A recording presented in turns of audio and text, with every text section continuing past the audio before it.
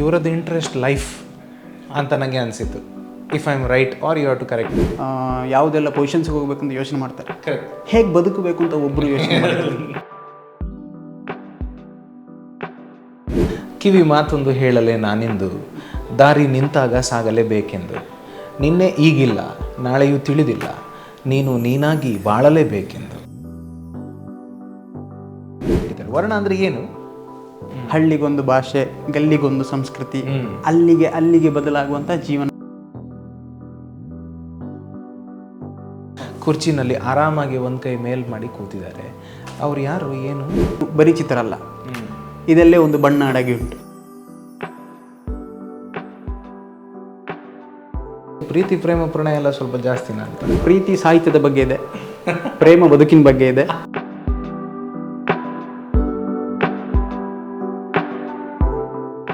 ನಮಸ್ಕಾರ ವೀಕ್ಷಕರೇ, ಕಾರ್ಕಳದ ಕ್ರಿಯೇಟಿವ್ ಪುಸ್ತಕ ಮನೆ ಅರ್ಪಿಸುವ ಪುಸ್ತಕದ ಮಾತು ಸರಣಿಯಲ್ಲಿ ಪ್ರಸಾರ ಆಗುವಂಥ ವಿಡಿಯೋಗೆ ನಿಮಗೆ ಸ್ವಾಗತ. ಇವತ್ತಿನ ನಮ್ಮ ವಿಡಿಯೋದಲ್ಲಿ ಅದಕ್ಕೂ ಮುಂಚೆ ಈ ನಮ್ಮ ಸರಣಿ ಇರೋದೇ ಲೇಖಕರಿಗಾಗಿ.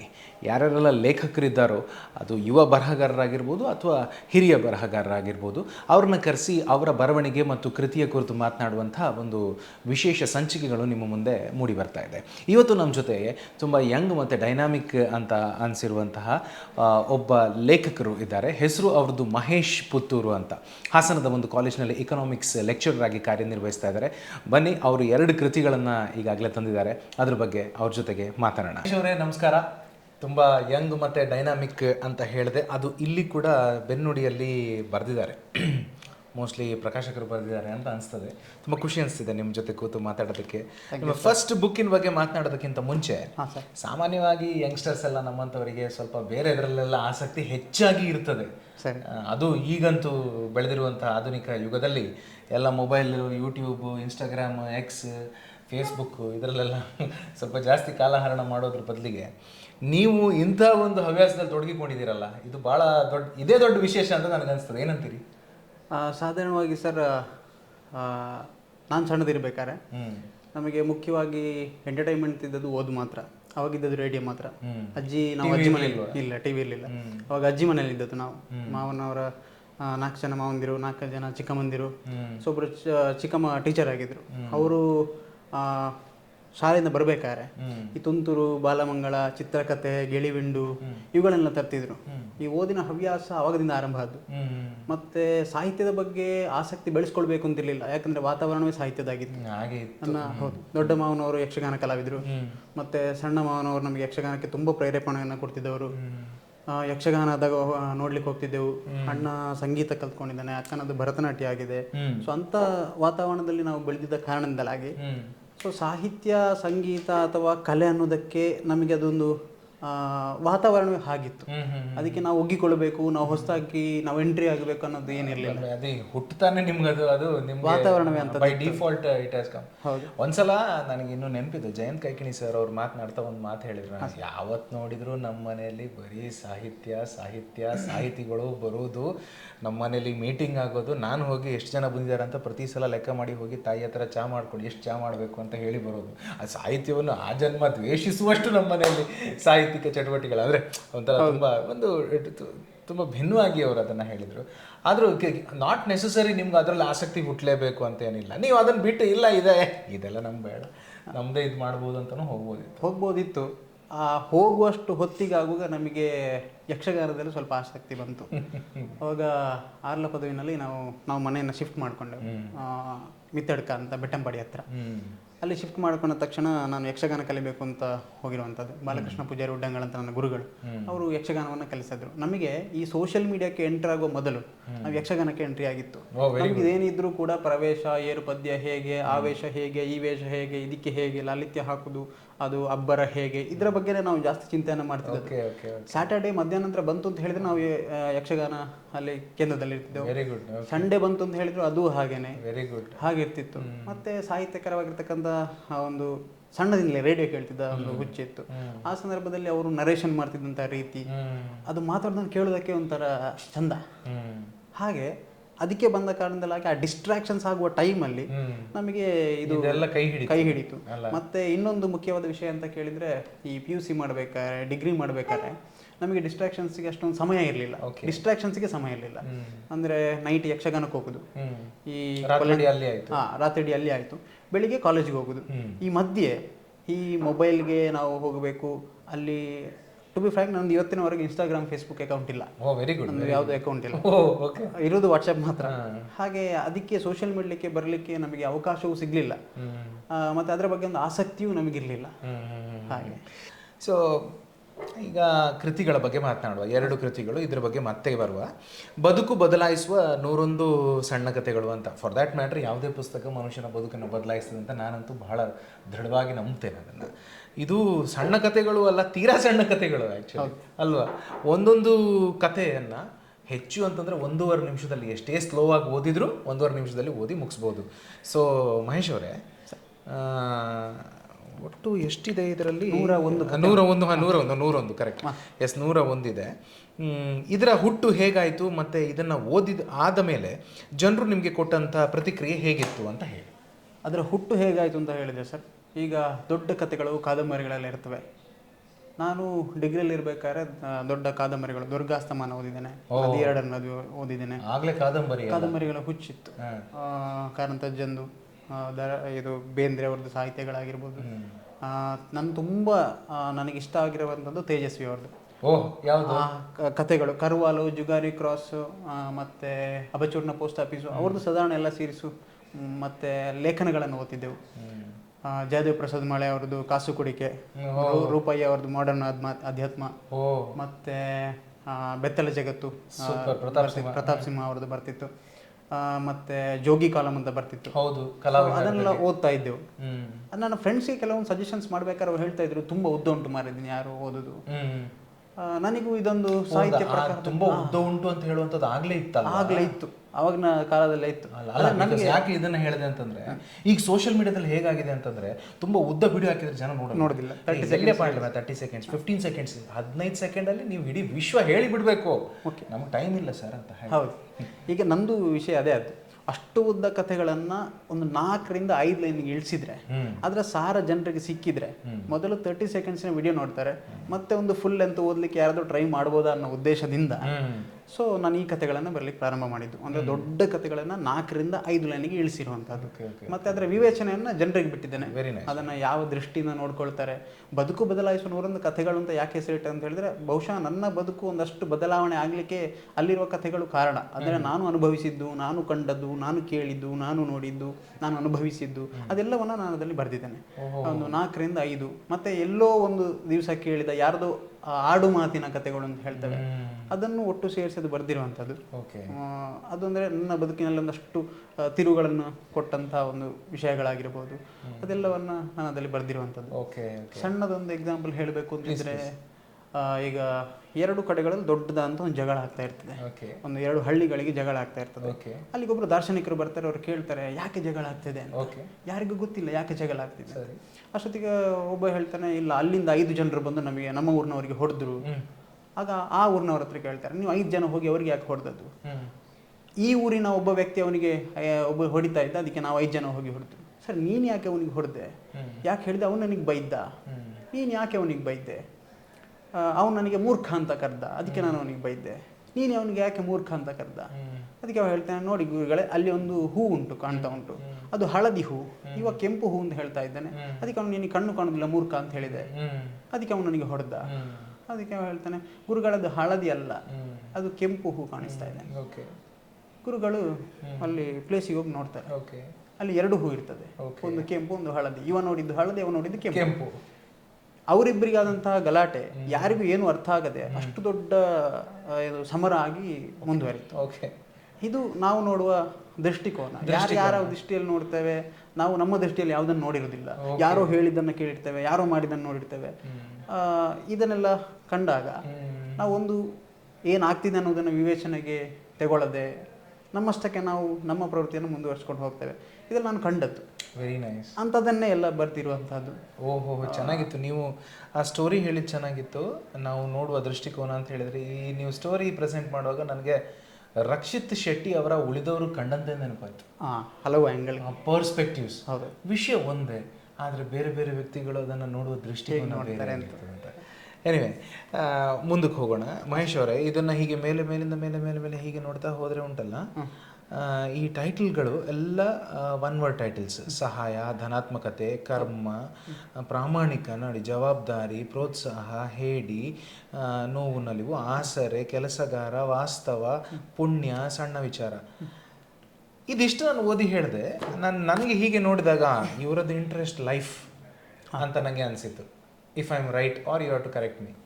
100% ಸರ್. ಅಲ್ಲ, life itself it's a given gift to us. ಅಂದರೆ ಎಲ್ಲರೂ ನಾವು ಯಾವ ಕೆಲಸ ಮಾಡಬೇಕು, ಎಷ್ಟು ಸ್ಯಾಲ್ರಿ ತಗೊಳ್ಬೇಕು, ಯಾವುದೆಲ್ಲ ಪೊಸಿಷನ್ಸ್ಗೆ ಹೋಗ್ಬೇಕು ಅಂತ ಯೋಚನೆ ಮಾಡ್ತಾರೆ. ಕರೆಕ್ಟ್. ಹೇಗೆ ಬದುಕಬೇಕು ಅಂತ ಒಬ್ಬರು ನಮಗೆ ಬದುಕುವೆ ನಮಗೆ ಈ ಪ್ರಕೃತಿ ಕೊಟ್ಟಂತಹ ಒಂದು ವರ. ಅದನ್ನು ಬದುಕಲಿಕ್ಕೆ ನಾವು ಕಲಿಬೇಕಷ್ಟೇ. ನಾವು ಎಲ್ಲವನ್ನ ಕಲ್ತ್ಕೊಂಡಿದ್ದೇವೆ, ಬದುಕಲಿಕ್ಕೆ ಕಲಿಯಲಿಲ್ಲ ಅಂತ ಅನ್ನೋದು ನನ್ನೊಂದು ಸಣ್ಣ ಭಾವನೆ. ಅದಕ್ಕೆ ಬದುಕು ಅನ್ನುವಂಥದ್ದೇ ನನಗೊಂದು ಇಂಟ್ರೆಸ್ಟಿಂಗ್.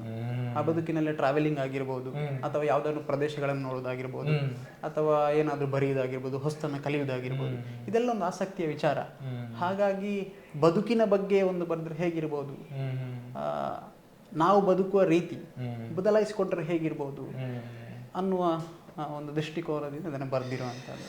ಸೊ ಬದುಕಿನ ಬಗ್ಗೆ ನಿಮಗೆ ತುಂಬ ಇಂಟ್ರೆಸ್ಟ್, ಮತ್ತು ಬದುಕೇ ನಿಮಗೆ ಸ್ಫೂರ್ತಿ ಅಂತ ಕುವೆಂಪು ಅವರು ಹೇಳ್ತಾರೆ.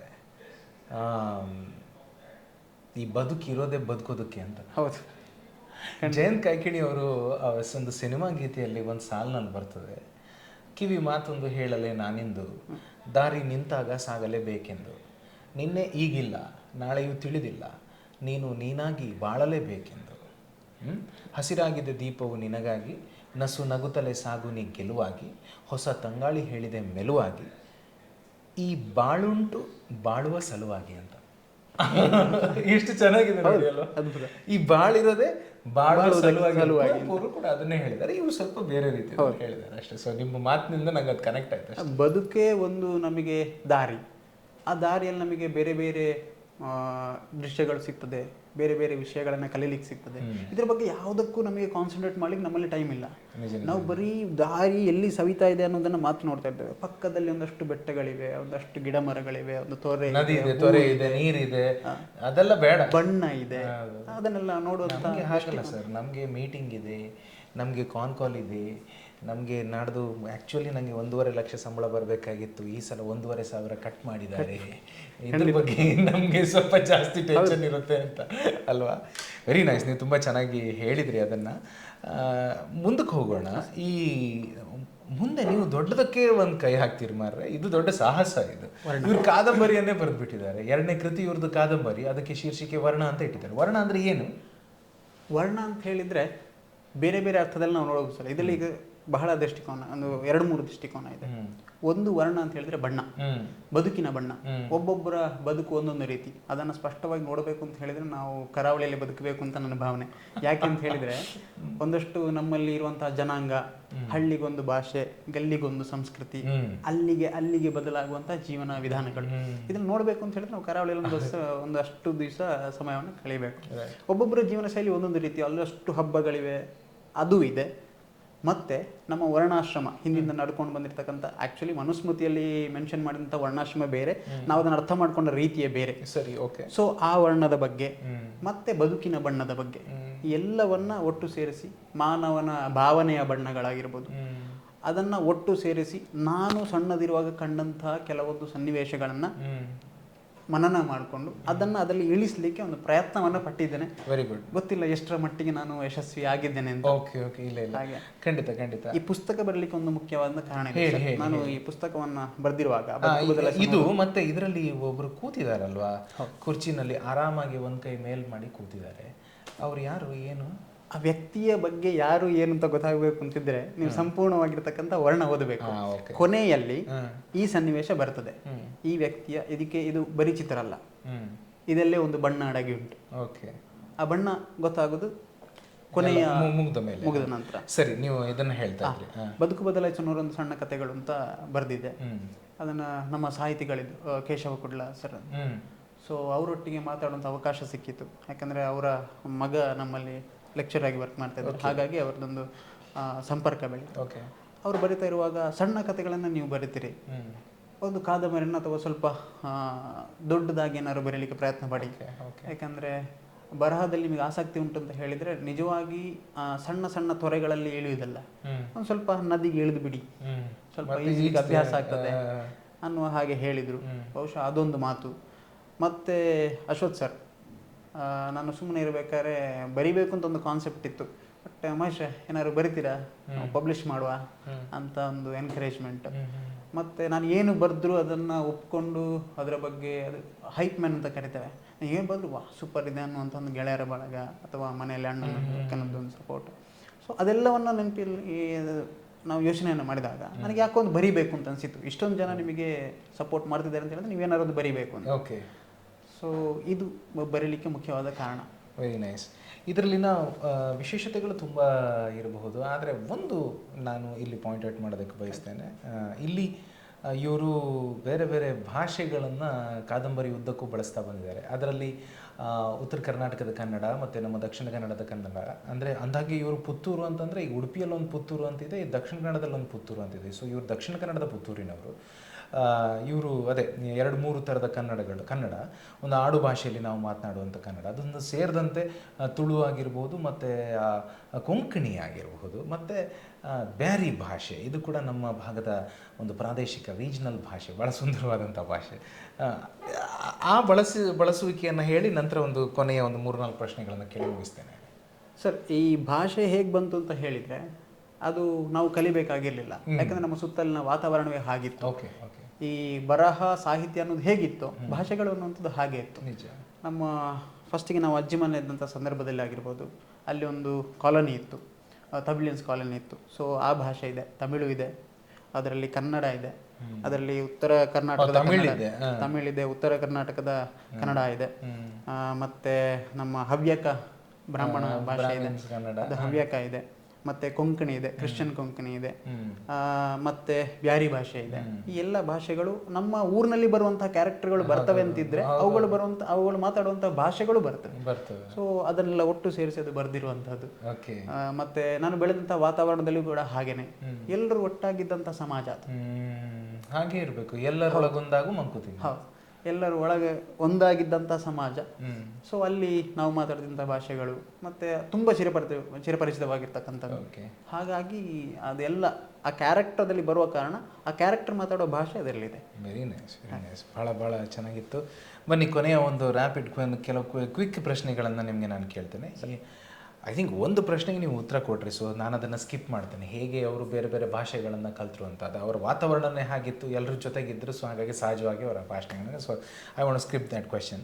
ಈಗ ಬ್ಯಾರಿ ಮತ್ತು ಕೊಂಕಣಿ ಭಾಷೆಯಲ್ಲಿ ನೀವು ಹೇಳಬೇಕು, ನನ್ನ 2 ಕೃತಿಗಳನ್ನು ನೀವು ಸ್ವಲ್ಪ ಸಾಧ್ಯ ಆದರೆ ಕೊಂಡು ಓದಿ ನನಗೊಂದು ಪ್ರತಿಕ್ರಿಯೆ ನೀಡಿದರೆ ನನಗೆ ಒಂದು ಪ್ರೋತ್ಸಾಹ ಕೊಟ್ಟಂಗೆ ಆಗುತ್ತೆ ಅಂತ ಒಂದು ಹೇಳಬಹುದಾ? ಕೊಂಕಣಿ ಭಾಷೆ ಅಂತ ಹೇಳಿದರೆ ಸ್ವಲ್ಪ ಕಷ್ಟ, ನನಗೆ ಅರ್ಥ ಆಗ್ತದೆ, ಸಂಪೂರ್ಣ ಅರ್ಥ ಆಗ್ತದೆ. ಮಾತಾಡ್ಲಿಕ್ಕೆ ಸ್ವಲ್ಪ ಕಷ್ಟ ಆಗ್ತದೆ. ನಾವು ಅವ್ಯತ್ತ ಕಶಶ ಸ್ವಲ್ಪ ಅದು ಬರ್ತದೆ. ಬ್ಯಾರಿ ಭಾಷೆ ಅಂತ ಹೇಳಿದರೆ ಅದು ನಾವು ಕ್ರಿಕೆಟ್ ಆಡ್ಲಿಕ್ಕೆ ಹೋಗುವಾಗ ಎಲ್ಲ ಹೇಗೆ ಗಳಿಕೆ ಮಾಡುವಾಗ ಅದೆಲ್ಲ ಕಾಮನ್ ಆಗಿ ಬರ್ತಿದ್ದಂಥದ್ದು. ಹಾಗೆ ಅಲ್ಲಿ ಕಲ್ತ್ಕೊಂಡಿರುವಂಥದ್ದು. ಈಗ ಪುಸ್ತಕದ ಬಗ್ಗೆ ಹೇಳಬೇಕು ಅಂತ ಹೇಳಿದರೆ ಅದೆಲ್ಲ ಹೇಳಿ, ಒಂದು ಸೆಂಟೆನ್ಸ್ ಫ್ರೇಮ್ ಮಾಡಿ ಹೇಳಿ. ಯಾಕೆಂತಂದರೆ ಈ ಭಾಷೆ ಇದೆಯಲ್ಲ, ಅದು ಕೇಳೋದಕ್ಕೆ ಚಂದ, ನಮ್ಮ ಬದುಕಿನ ಭಾಗ, ಅದು ಬದುಕಿನ ರೀತಿ, ಅದು ಒಂದು ಭಾಷೆ ಅಂತ. ಪರೀಕ್ಷೆಗೆ ಹೇಳದಿದ್ರೆ ಹೇಳಿ. ഞാനൊന്ന് ബുക്ക് എഴുതിരെ എല്ലാ പഠിക്കണം, പഠിച്ചിട്ട് എങ്ങനെയുണ്ടെന്ന് പറഞ്ഞെങ്കിൽ നമ്മൾക്ക് ഞങ്ങൾക്കൊന്ന് സപ്പോർട്ടാണ്. ಸೊ ಎಲ್ಲರೂ ಪಡಿಕ್ರೋ ಅಂದರೆ ಇದು ಬ್ಯಾರಿ ಭಾಷೆ. ಅಂದರೆ ಈಗ ಸ್ವಲ್ಪ ಸಮಯಗಳ ಒಂದು ಗ್ಯಾಪ್ ಇದೆ, ಮಾತಾಡದೆ. ಹಾಸನದಲ್ಲಿ 6 ವರ್ಷ ಆಯ್ತು ವರ್ಕ್ ಮಾಡೋದು. ಊರಲ್ಲಿ ಇರ್ಬೇಕಾದ್ರೆ ಅದೊಂದು ಭಾಷೆ, ಇದೊಂದು ಕಾನ್ಫಿಡೆನ್ಸ್ ಇತ್ತು, ಒಂದು ಫ್ಲೋ ಇತ್ತು. 6 ವರ್ಷ ಬಿಟ್ಟು ಬಟ್ ಬರಿಬೋದು, ನಾನು ಬರಿತೇನೆ ಬೇರೆ ಭಾಷೆಯಲ್ಲಿ, ತೊಂದರೆ ಇಲ್ಲ, ಆಗಲಿ. ಸೊ ಈ ನೀವು ಯಂಗ್ ಲೇಖಕರು, ನೀವು ನೋಡಿ, ನನಗೆ ಇಂಟ್ರೆಸ್ಟಿಂಗ್ ಅಂತ ಅನ್ಸೋದೆ ನೀವು ಸೋಷಿಯಲ್ ಮೀಡಿಯಾದಲ್ಲಿ ಇಲ್ಲ ಅಂತ ಹೇಳೋದು ದೊಡ್ಡ ಇಂಟ್ರೆಸ್ಟಿಂಗ್ ಫ್ಯಾಕ್ಟರ್ ಇವತ್ತಿನ ಈ ಆ್ಯಕ್ಚುಲಿ ಈ ವಿಡಿಯೋದಲ್ಲಿ. ಆದರೂ ಈ ನೀವು ಯಂಗ್ಸ್ಟರ್ ಆಗಿದ್ದುಕೊಂಡು ಇದೆಲ್ಲ ನೋಡಿದರೆ ಸ್ವಲ್ಪ ಭಾವನಾತ್ಮಕ ಜೀವಿ ನೀವು, ಡೆಫಿನೆಟ್ಲಿ. ಅದರಲ್ಲಿ 2 ಮಾತಿಲ್ಲ, ಪ್ರೀತಿ ಪ್ರೇಮ ಪ್ರಣಯ ಎಲ್ಲ ಸ್ವಲ್ಪ ಜಾಸ್ತಿನ ಅಂತ. ಅದಕ್ಕೆ ಬಹುಶಃ ಪ್ರೀತಿ ಸಾಹಿತ್ಯದ ಬಗ್ಗೆ ಇದೆ, ಪ್ರೇಮ ಬದುಕಿನ ಬಗ್ಗೆ ಇದೆ, ಪ್ರಣಯ ಯಾವುದ್ರ ಬಗ್ಗೆ ಇದೆ ಅಂತ ಹೇಳಿದ್ರೆ ಸೋಷಿಯಲ್ ಮೀಡಿಯಾದ ಬಗ್ಗೆ ಇದೆ. ಚೆನ್ನಾಗಿತ್ತು. ಹಾಗೆ ಇನ್ನು ಕೊನೆಯದಾಗಿ ನಿಮ್ಮ ಯಕ್ಷಗಾನದ ಒಂದು ಸಣ್ಣ ಆಸಕ್ತಿಯ ಬಗ್ಗೆ ಮಾತನಾಡಿ, ನೀವು ಇಷ್ಟಪಡುವಂತಹ ವೇಷಧಾರಿಗಳು ಮತ್ತು ಭಾಗವತಿಕೆ. ಈ ಯಕ್ಷಗಾನದ ಬಗ್ಗೆ ಅಂತ ಹೇಳಿದ್ರೆ ನನ್ನ ದೊಡ್ಡ ಮಾವ ಕುಳ್ತಿ ನಾರಾಯಣಗೌಡ ಅಂತ, ಅವರು ದೊಡ್ಡ ವೇಷಧಾರಿ ಯಕ್ಷಗಾನದಲ್ಲಿ. ಸೊ ಅವರಿಂದ ಕಲಿಯುವಂಥ ಅವಕಾಶ ಸಿಗದೇ ಇದ್ರೂ ಅವ್ರು ನೋಡಿ ಕಲ್ತದ್ದು ತುಂಬ ಇದೆ. ನನ್ನ ಸಣ್ಣ ಮಾವ ಗಿರಿಧರಗೌಡ ಅಂತ, ಅವರು ಹೆಗಲ ಮೇಲೆ ನಮ್ಮನ್ನು ಇಟ್ಕೊಂಡು ಯಕ್ಷಗಾನವನ್ನು ಮಾಡ್ತಿದ್ದದ್ದು, ಅಲ್ಲಿಂದ ಯಕ್ಷಗಾನದ ಆಸಕ್ತಿ ಬೆಳೆದದ್ದು. ಬಹುಶಃ ಕನ್ನಡ ಸ್ವಲ್ಪ ಅದು ನಾನು ಕಲ್ತಿದ್ದೇನೆ, ಅಥವಾ ಕನ್ನಡದಲ್ಲಿ ಸ್ವಲ್ಪ ಬರೀಲಿಕ್ಕೆ ಒಂದು ಅಭ್ಯಾಸ ಮಾಡಬೇಕು ಅಂತ ಅನಿಸಿದ್ದೆ ಯಕ್ಷಗಾನದಿಂದಲಾಗಿ. ಸೊ ಅದಲ್ಲಿ ಬರುವಂಥ ಸಾಹಿತ್ಯಗಳಾಗಿರ್ಬೋದು ಎಲ್ಲವನ್ನು ನೋಡಿ. ಸೊ ಹಾಗಾಗಿ ಯಕ್ಷಗಾನವನ್ನು ಕಲಿಯುವಂಥ ಒಂದು ಅವಕಾಶ ಸಿಕ್ಕಿತು ನನಗೆ. ಅದು ಗುರುಗಳು ಫ್ರೀಯಾಗಿ ಕ್ಲಾಸ್ ಮಾಡಿದ ಕಾರಣ ನಾನು ಯಕ್ಷಗಾನವನ್ನು ಕಲ್ತಿರುವಂಥದ್ದು. ಸೊ ಅವರು ಕ್ಲಾಸನ್ನು ಫ್ರೀಯಾಗಿ ಮಾಡ್ತಾರೆ. ಸೊ ಅಲ್ಲಿ ನಾನು ಕಲ್ತ್ಕೊಂಡಿರುವಂಥದ್ದು ಯಕ್ಷಗಾನವನ್ನು. ಇನ್ನು ಪಾತ್ರಧಾರಿಗಳ ಬಗ್ಗೆ ಬರಬೇಕಾದ್ರೆ ಸ್ವಲ್ಪ ಲಿಸ್ಟ್ ತುಂಬ ದೊಡ್ಡದಿದೆ. ನೋಡಿದಂಥ ಎಲ್ಲ ಪಾತ್ರಧಾರಿಗಳು ನನಗೆ ಇಷ್ಟ ಆಗ್ತಾರೆ. ಹಾಗಾದ್ರೆ ಬೇಡ, ಒಬ್ಬರ ಹೆಸರು ಹೇಳಿ. ಮತ್ತೆ ನಿಮ್ಗೆ ಬೇಜಾರಾಗ್ಬೋದು, ನಾನು ಅವ್ರ ಹೆಸರು ಹೇಳಿ. ಹೌದು, ಅಂದ್ರೆ ನಮ್ಮ ಯಕ್ಷಗಾನದಲ್ಲಿ ಹಾಗೇನೆ ಒಬ್ಬೊಬ್ಬರದ್ದು ಶೈಲಿ ಒಂದೊಂದು ರೀತಿ. ಒಂದೇ ದೇವಿ ಮಹಾತ್ಮೆ ಕಂಟಿನ್ಯೂಸ್ ಆಗಿ 9 ದಿವಸ ಆದ್ರೂ ಕೂಡ ಅದನ್ನ ನೋಡ್ಲಿಕ್ಕೆ ನಾವು ಹೋಗ್ತೇವೆ. ಯಾಕೆ ಅಂತ ಹೇಳಿದ್ರೆ ಒಬ್ಬೊಬ್ರು ಮಾಡುವ ಪಾತ್ರ ವಿಭಿನ್ನ. ಅದೇ ಪ್ರಸಂಗ, ಅದೇ ಕತೆ, ಅದೇ ಪದ್ಯ, ಎಲ್ಲವೂ ಅದೇ, ಚೆಂಡೆಯ ತಾಳಗಳು ಅದೇ, ಬೇರೆ ಏನಿಲ್ಲ. ಆದ್ರೆ ಅದು ನೋಡ್ಲಿಕ್ಕೆ ಯಾಕೆ ಹೋಗ್ತೇವೆ ಅಂತ ಹೇಳಿದ್ರೆ ಬಹುಶಃ ಅದರಲ್ಲಿರುವಂಥ ಅವ್ರ ಪಾತ್ರಕ್ಕೆ ಕೊಡುವಂಥ ವೈವಿಧ್ಯ ಒಬ್ಬೊಬ್ಬರದ್ದು ಒಂದು ರೀತಿ. ಹಾಗಾಗಿ ಭಾಗವತರ ಬಗ್ಗೆ ಬರಬೇಕು ಅಂತ ಹೇಳಿದ್ರೆ ನನ್ನ ಆಲ್ ಟೈಮ್ ಫೇವ್ರೆಟ್ ಅಂತ ಹೇಳಿದ್ರೆ ಬಳಿಪ ನಾರಾಯಣ ಭಾಗವತ. ನಾನು ಮಾಡಿದ ಸೌಭಾಗ್ಯ ಅಂತ ಭಾವಿಸ್ಕೊಳ್ತೇನೆ. ಅವರದ್ದೇ ಪದ್ಯಕ್ಕೆ ನನಗೊಂದು ರಕ್ತ ಬೀಜನ ಒಂದು ಪಾತ್ರವನ್ನು ಮಾಡುವಂಥ ಅವಕಾಶ ಸಿಕ್ಕಿದೆ. 2 ಪದ್ಯಕ್ಕೆ ಕುಣಿದಿದ್ದೇನೆ. 3ನೇ ಪದ್ಯಕ್ಕಾಗುವಾಗ ಅವರು ಅವಾಗ ಅವರ ಕೊನೆಯ ಘಟ್ಟದಲ್ಲಿದ್ದರು, ಭಾಗವತಿಕೆಯದ್ದು. ಅವರು ಎದ್ದಿದ್ರು. ಬಹುಶಃ ಇನ್ನೂ ಅವಕಾಶ ನನಗೆ ಇಲ್ಲ. ಆ 2 ಪದ್ಯಕ್ಕೆ ಕುಣಿದಿದೆ ಅನ್ನುವಂಥದ್ದು ನನ್ನ ನೆನಪಲ್ಲಿಟ್ಕೊಳ್ಬೇಕಂತ ಒಂದು ಸಂಗತಿ. ಈಗ ನೋಡೋದಿದ್ರೆ ನಮ್ಮ ಪಟ್ಲ ಅವರಾಗಿರ್ಬೋದು, ಧೀರಜಯ ಸಂಪಾಜಿ ಆಗಿರ್ಬೋದು, ಕನ್ನಡಿ ಕಟ್ಟೆ, ಕಕ್ಕೆ ಪದವು, ಇವರೆಲ್ಲ ನನಗೆ ತುಂಬಾ ಇಷ್ಟ ಆಗುವಂಥವ್ರು. ನನಗೆ ಅಂತಲ್ಲ, ಯಕ್ಷಗಾನ ಪ್ರೇಮಿಗಳಿಗೆ ಎಲ್ಲರಿಗೂ ಒಂದು ಇಷ್ಟ ಆಗುವಂಥ ಸ್ಟಾರ್ಸ್. ಹೌದು, ಸ್ಟಾರ್ಸ್. ಒಂದು ಯಕ್ಷಗಾನಕ್ಕೆ ಒಂದು ಸ್ಟಾರ್ ವ್ಯಾಲ್ಯೂನ ಕೊಟ್ಟಂತ ಕಲಾವಿದರು. ಸೊ ಅದೆಲ್ಲ ತುಂಬ ಇಷ್ಟವಾಗಿರುವಂಥದ್ದು. ಆಗಲಿ. ಸೊ ಮಾತನಾಡ್ತಾ ಐ ಥಿಂಕ್ ನಾವು ಒಂದು 20 ನಿಮಿಷ ಕಳೆದೆವು. Thank you very much Mahesh ಅವರೇ. ಬಹಳ ಚುಟುಕಾಗಿ ಸಾಕಷ್ಟು ವಿಚಾರಗಳನ್ನು ಬದುಕಿಗೆ ಓಪನ್ ಆಗೋ ನಿಟ್ಟಿನಲ್ಲಿ ಇವರ ಕೃತಿ ಮತ್ತು ಇವರ ಮಾತು ಇತ್ತು ಅಂತ ನನಗಂತೂ ಖಂಡಿತವಾಗಿ ಅನಿಸ್ತದೆ. ಹೀಗೆ ಸದಾ ನಿಮ್ಮ ಈ ವೃತ್ತಿ ಬದುಕಿನ ಜೊತೆಗೆ ಈ ಆಸಕ್ತಿ ಕೂಡ ಇದೇ ರೀತಿ ಮುಂದುವರಲಿ ಅಂತ ಹಾರೈಸ್ತೇವೆ. Thank you so much sir. ಒಂದು ಸಣ್ಣ ಕಲಾವಿದ, ಒಂದು ಬರೀಲಿಕ್ಕೆ ಬರದೇ ಇರುವಂಥ ವ್ಯಕ್ತಿ ಅಂತ ಅಂದ್ಕೊಂಡು ತಪ್ಪಿಲ್ಲ. ಒಂದು ಅಂಬೆಗಾಲಿಡ್ತಿರುವಂಥದ್ದು ಸಾಹಿತ್ಯ ಕ್ಷೇತ್ರಕ್ಕೆ ಕರೆದು ಒಂದು ಇಂಥ ಅವಕಾಶವನ್ನು ಮಾಡಿಕೊಟ್ಟದ್ದಕ್ಕೆ ಎಲ್ರಿಗೊಂದು ಧನ್ಯವಾದ ಹೇಳ್ತಾ ಇದ್ದೇನೆ. ಪುಸ್ತಕ ಮನೆಗೆ ಸ್ಪೆಷಲಾಗಿ ಒಂದು ಸಣ್ಣ ಕಾದಂಬರಿನ ಇಷ್ಟು ದೊಡ್ಡದಾಗಿ ಮೀಸ್ತೀನಂತ ಅವರೆಲ್ಲರಿಗೂ ನಾನು ಆಭಾರಿಯಾಗಿದ್ದೇನೆ. Thank you so much. Sachin ತೆಂಡೂಲ್ಕರ್ಗೂ ಕೂಡ ಬ್ಯಾಟಿಂಗ್ ಮಾಡೋದಕ್ಕೆ ಬರ್ತಿರ್ಲಿಲ್ಲ. ಅವರು ಫಸ್ಟಿಗೆ ಒಂದು ಸಣ್ಣ ಬ್ಯಾಟ್ ಹಿಡ್ಕೊಂಡೇ ಮತ್ತೆ ಲಿಜೆಂಡ್ ಆಗಿರೋದು ಅನ್ನೋದನ್ನು ನಿಮಗೆ ನೆನಪಿಸ್ತಾ ಇದ್ದೇವೆ. Thank you so much. ದೊಡ್ಡ ಕಾಂಪ್ಲಿಮೆಂಟ್ ಅಂತ ಭಾವಿಸ್ಕೊಳ್ಳಿ. ಓಕೆ. ವರ್ಣ ಮತ್ತು ಬದುಕು ಬದಲಾಯಿಸುವಂತಹ 101 ಕಥೆಗಳು, ಸಣ್ಣ ಕಥೆಗಳು, ಇದನ್ನು ನೀವು ಖರೀದಿ ಮಾಡ್ಬೋದು. ನಮ್ಮ ಉಡುಪಿ ಜಿಲ್ಲೆಯ ಕಾರ್ಕಳದಲ್ಲಿರುವಂತಹ ಪುಸ್ತಕ ಮನೆ ಅಂತ ಶಾಪ್ ಇದೆ, ಅಲ್ಲಿಂದ. ಅಥವಾ ದಕ್ಷಿಣ ಕನ್ನಡ ಜಿಲ್ಲೆಯ ಮೂಡುಬಿದಿರೆಯಲ್ಲಿ ಪುಸ್ತಕ ಮನೆಯ ಮತ್ತೊಂದು ಬ್ರಾಂಚ್ ಇದೆ, ಅಲ್ಲಿಂದ ನೀವು ಖರೀದಿ ಮಾಡ್ಬೋದು. ನಾವು ದೂರದವರು ಅಂತಾದರೆ ನೀವು ಆನ್ಲೈನ್ ಮೂಲಕ ಈ ಕೃತಿಗಳನ್ನು ಸುಲಭವಾಗಿ ನಿಮ್ಮ ಮನೆಗೆ ತರಿಸ್ಕೊಳ್ಬಹುದು ವೀಕ್ಷಕರೇ. ಅದರ ಜೊತೆಗೆ ನೀವು ನಮ್ಮ ಪುಸ್ತಕ ಮನೆ ಯೂಟ್ಯೂಬ್ ಚಾನಲನ್ನು ಸಬ್ಸ್ಕ್ರೈಬ್ ಮಾಡಿ ಮತ್ತು ಪಕ್ಕದಲ್ಲಿರುವಂಥ ಬೆಲ್ ಐಕನನ್ನು ಕೂಡ ಪ್ರೆಸ್ ಮಾಡಿ. ಯಾಕೆ ಅಂತಂದರೆ ಪ್ರತಿ ಸಲ ನಾವು ಹೊಸ ವಿಡಿಯೋಗಳನ್ನು ಅಪ್ಲೋಡ್ ಮಾಡಿದಾಗ ನಿಮಗೆ ನೋಟಿಫಿಕೇಷನ್ಸ್ ಬಂದು ನೇರವಾಗಿ ತಲುಪ್ತದೆ. ಈ ರೀತಿ ನೀವು ನಮಗೆ ವಿಡಿಯೋಗಳನ್ನು ನೋಡೋದ್ರ ಮುಖಾಂತರ ಸಪೋರ್ಟ್ ಮಾಡ್ಬೋದು. ನಮಸ್ಕಾರ.